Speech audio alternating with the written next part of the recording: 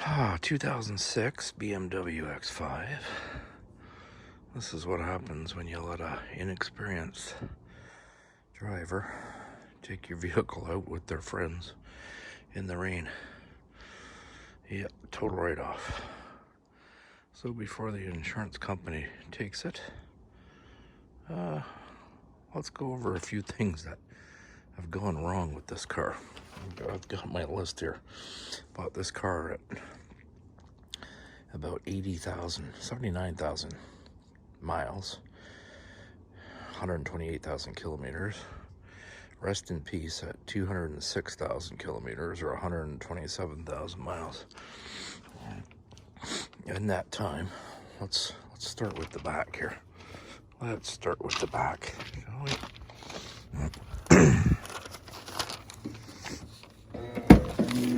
If I open it up, in here, the light, one of the lights in there would always malfunction on and off. So I had to go in here, take the bulb out, and actually add solder to the bulb so that it would make proper contact. Okay. Oh, by the way, there's part of the accident there. There's the shaft, driver's side shaft that came out. Anyways, what was another thing? Emblems.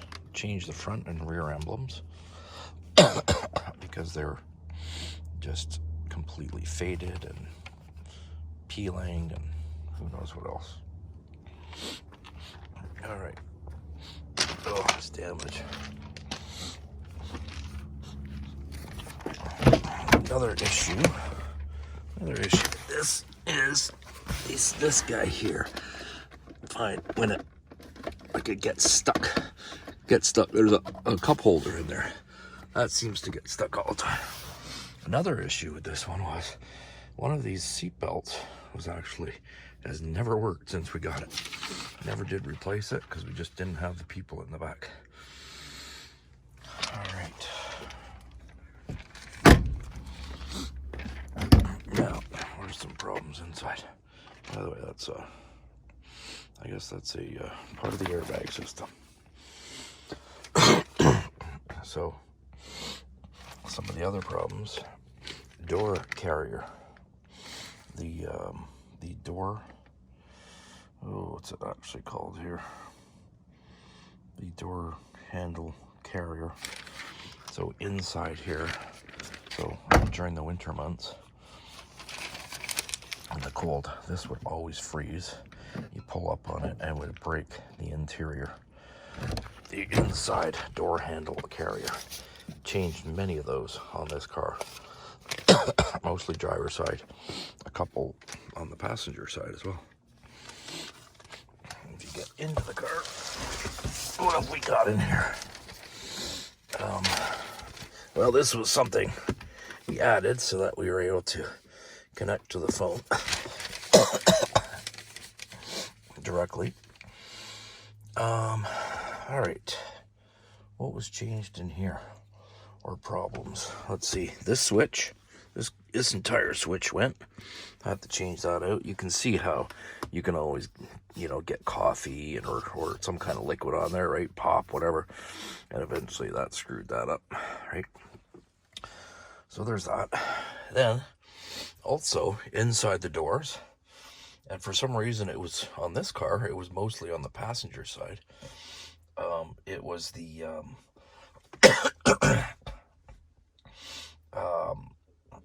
what were they called again? The window regulator clips. So the window, it would go down and then it would get stuck completely in the down position. And the motor, everything works fine, except that the clips would break, and so the window became disconnected at the bottom from the clip, and so it wouldn't go up. So I had to take the panel off, change those out. Anyways, yeah. All right. What else have we got in here? Oh yeah, steering angle sensor. Had that done. Believe that is part of the steering column down there. It's actually attached to the steering column, as far as I know. I had that done. Okay. Then, oh, right. In here, never fixed it. Passenger seat occupancy sensor, which on your dash makes the airbag light come on. Okay. So that goes bad. It's like a mat that's in there. So you'd have to take your whole seat apart to put a new mat in.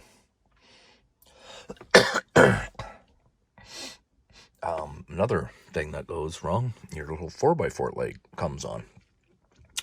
And that is the transfer case actuator motor. Had that replaced as well. That was when we first got the car that that happened. So had that changed. Apparently, very common problem. All right, now let's head out to. Let's go inside the engine compartment here.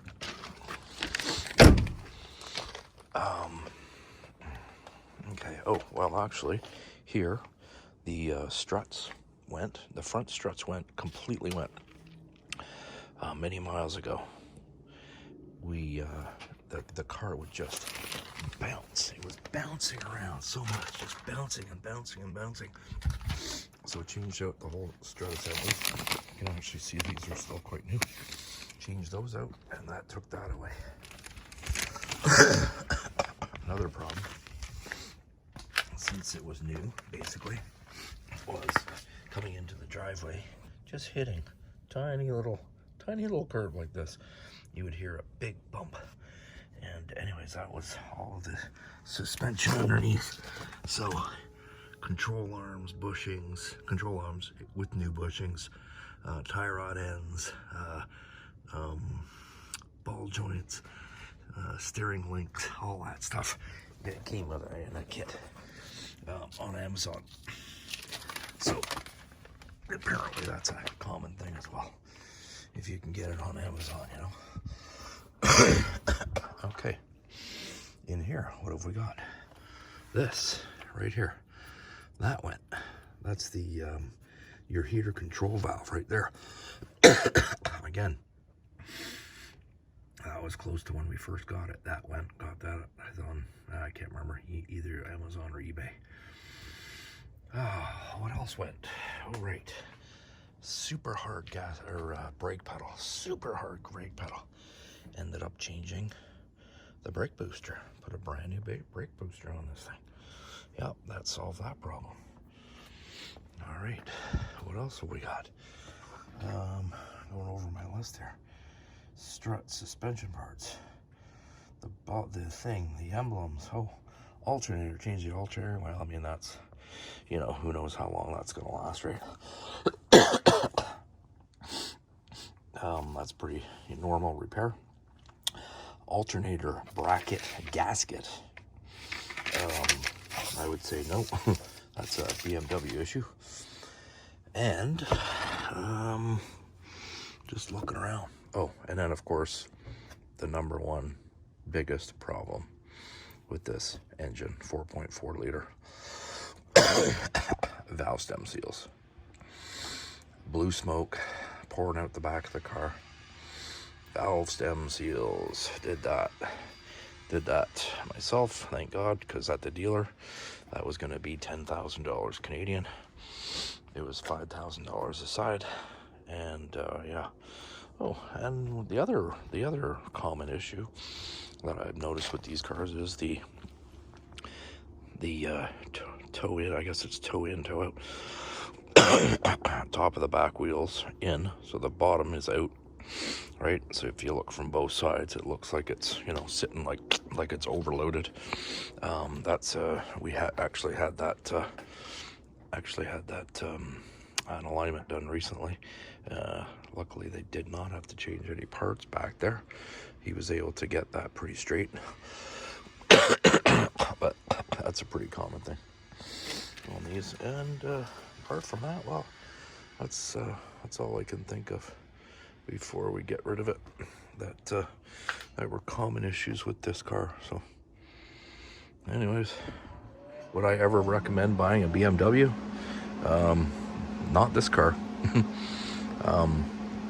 I always thought German engineering was supposed to be amazing, and every other car I've owned has lasted way longer than this without having major, valve stem seals. That's huge for such low mileage. Really, probably did that at like, I don't know, 85,000 miles, something like that.